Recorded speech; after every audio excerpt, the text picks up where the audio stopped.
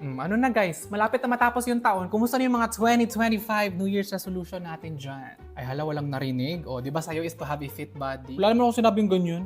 Ang sabi ko, fit. Kaya nga. And body massage. Ayun. Which is nagagawa ko once a Ba't week. naman pinalitan? Ito tanongin nyo kasi ang New Year's resolution nito is to finish 5 books in 1 year. O ano natin? Hoy, ang sabi ko is to book 5 flights in a year. Naka-7 na nga ako eh. Itong tanongin nyo, ang New Year's resolution nito is maging unang milyonaryo sa pamilya. Mali! Ang sabi ko sa grupo natin, ako yung unang magkakapamilya, which is goal met naman. At saka huwag nga kayong ganyan, blessing to. Higit pa to sa 1 milyon. Etong tanungin nyo, kasi ang sabi niya, he will start his own business by the end of the year. Hoy, fake news ka, wala akong sinasabing ganyan. Sinabi mo yun. Ang sabi ko, I will start minding my own business. Ay, hello? Ang successful nga eh, baka gusto nyo subukan, walang kapital. Etong tanungin ninyo, ang New Year's resolution nito is tutulungan nyo yung ate niya maging breadwinner sa pamilya. Hoy! Bakla, sinabi mo yun. Ang sabi ko, tutulong ako sa ate ko, bumili ng winner na bread. Gaya ng Gardenia Classic White Bread! Wow! This will always be my family's favorite dahil ang Gardenia Classic White Bread ay baked fresh every day. Ramdam mo pa ang lambot sa bawat slice. Masigla ka pa basta Gardenia dahil sa vitamins and minerals that help support strength and energy. Masarap kahit walang palaman. Ay hala, winner na bread nga yan. Totoo yan. At saka huy, tulong-tulong naman kami ngayon sa pamilya para hindi solo ni ate lahat ng mga gastusin. At kung makaungkat ka ng goals namin this year, ha? Bakit kumusta na yung sayo? Sabi mo, magiging maluwang lahat ng pantalon mo. Hoy, excuse me. Ay, ano oh! to? In fairness. Ang galing. Ang galing. Anong ginawa mo para ma-achieve yung goal Oo mo? nga. Wala, bumili ako ng mas malaking pantalon. Ay. Ready goal met. Doon tayo sa mas mabilis. Ba't ko pahihirapan yung sarili ko? Wala naman ako sinabi magpapapayat ako. Ang dayat eh. Pinatawag ko kayong tatlo dito sa HR office, no? Kasi ang dami nang nagre-reklamo from your respective departments about your performance. Ay ma'am, ganun talaga yan. Kung sino talaga yung nasa taas, pili talagang hinihila pababa, no? Tama. Ay wow, siya pa talaga yung naging biktima. Miss Villanueva, may I just remind you, no, na nung nag-apply ka dito, nakalagay dito sa resume mo na hardworking ka. Opo. O ba't nare-reklamo ka ng mga teammates mo na ma-attitude ka daw katrabaho? O kaya nga, hardworking. Sa Tagalog, mahirap katrabaho. Di ba yun? Isa ka pa. Nakalagay dito sa resume mo, goal-oriented. Opo. Ba't sabi ng boss mo na mas madalas ka pa daw mag-travel kaysa magtrabaho? Ma'am, iba-iba naman po tayo ng goal sa buhay. Goal ko kasi talaga mag-travel. So technically, hindi ako nagsinungaling sa resume ko. Nagsasabi ninyo. O ikaw, nakalagay dito sa resume mo, dependable. Opo. Bakit hindi ka daw sure kung kailan mo masasabit yung mga binibigay na trabaho sa'yo? Kaya nga po, dependable. So, depende kung kailan ko matatapos. Ba't ba ako minamadali? Guys naman, maawa naman kayo sa akin. Anong oras na uuwi pa ako, magluluto pa ako. Ay ma'am, alam mo ba yung Pure Foods Ready to Eat? Gusto nyo ba ng masarap na home cooked style comfort meal in as fast as 8 minutes? Mag Pure Foods Ready to Eat ka na. Pwede mo tong i-microwave lang or i-reheat sa pan. Perfect sa ating mga busy sa buhay pero deserve ang masarap na pagkain. Posible na ang masarap at quality na Pinoy ulam favorites dahil sa Pure Foods Ready to Eat. Easy save at home with Pure Foods Ready to Eat! Ay wow! Uy, ang galing nyo palang tatlo mag-promote ng product. Oh my God, na-promote daw tayo! Talaga? Oh my God, si dito naman tayo dito. Thank you talaga. Uy, wala ako sinasabing na... Dami na employee, paano ko sasabihin? Uy, pero grabe no, I'm so happy for the two of you. Kasi nahanap nyo na yung perfect na jowa para sa inyo. Sana all. Hindi tayo nakatulong din na yung jowa naming dalawa is hindi namin kapareho ng ugali. Ha? Di ba dapat magkapareho ng ugali para mas nagkakaintindihan? Ay naku, hindi all the time. Kasi di ba ako chismosa ako? Oo. Tsaka ang bilis nyo nag-agree ha. So naghanap ako ng boyfriend na makakalimutin. Ay, Alvin, yung chinismis ko sa'yo na buntis si Cassandra, wag mo i-bring up mamaya sa party ha kasi andun siya. Buntis si Cassandra? Oh, exactly. Ganyan na ganyan. Alam mo, kaya save yung pagkachismosa ko sa'yo kasi nakakalimutan mo lang din yung mga kinikwento ko. O diba, at least mark safe yung pagkachismosa ko sa kanya. Tama. Tapos diba ako brutally honest ako, wala talaga akong filter, yun talaga yung personality ko. So nakatulong din na yung hinanap ko na jowa is masayahin at hindi mabilis ma-offend. Bebe ko.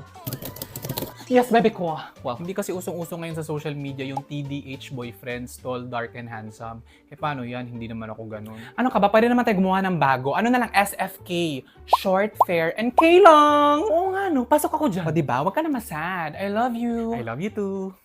Aw, ang perfect pair nga, no? Parang Hunt's Pork and Beans na perfect i-pair sa maraming pagkain. Nagiging extra special ang pagkain or snack by pairing it with Hunt's Pork and Beans. Try nyo to i-collab with chips, fries, toasted bread, at marami pang iba. Ate Jackie, ang ingay ninyo, nasa online meeting ako.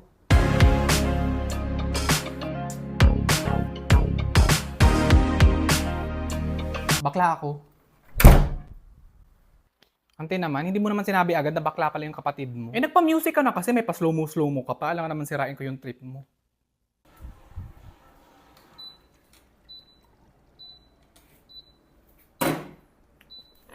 Ba't ka lagi sa akin natatapat pag nauubos ka?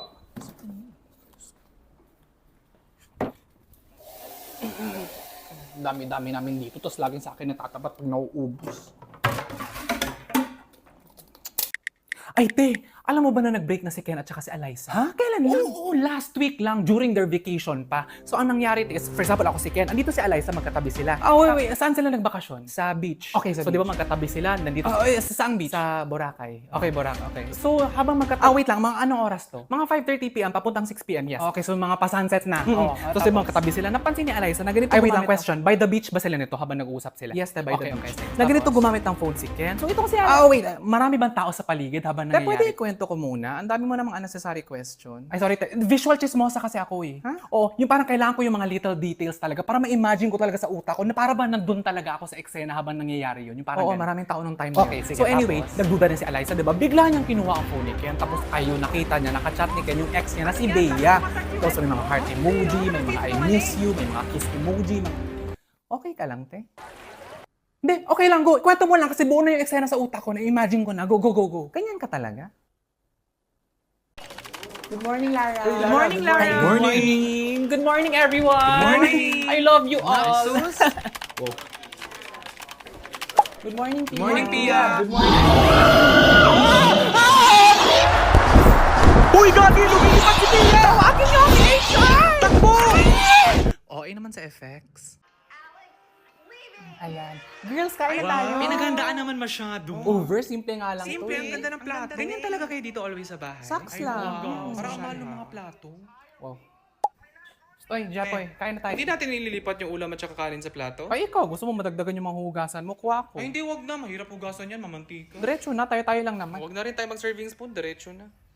Ay, basta sir, hindi kami papayag! Ha? Hindi pa start eh. Wala pa siyang sinasabi. Ay, wala pa dahil. Sorry. Go. Anyway, tinipon ko kayong lahat dito, no? Para na rin maging honest sa inyo na kino-consider na ng management na palitan na ng AI yung ibang job positions dito sa office. Sir, with all due respect, no? Hindi kayang palitan ng AI ang HR. Kaya nga siya HR eh. Human resource. At saka sige nga, kaya ba ng AI mag-isip ng mga kung ano-anong pampasayang activities para lang sa mga employees, para lang hindi nila ma-realize na ilang taon na sila walang salary raise, na dinadaan-daan lang sila sa mga libreng pizza at saka libreng t-shirt na may logo ng kumpanya.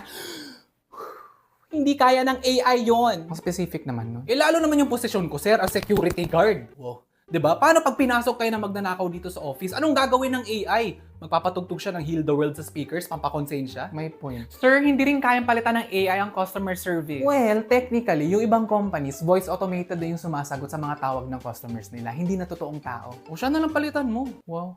Iba pa rin kasi talaga pag totoong tao. At bakit? Kasi sir, iba pa rin talaga yung feeling pag alam mo totoong tao yung kausap mo. Yung taong capable maramdaman. Ang sarap anghang ng Tender Juicy Chili at Tender Juicy Chili and Cheese Hot Dog. Ha? Paboritong Tender Juicy Hot Dog ko to na may anghang sarap ng chili. May Tender Juicy Chili and Cheese Hot Dog variant rin for that spicy and cheesy combination.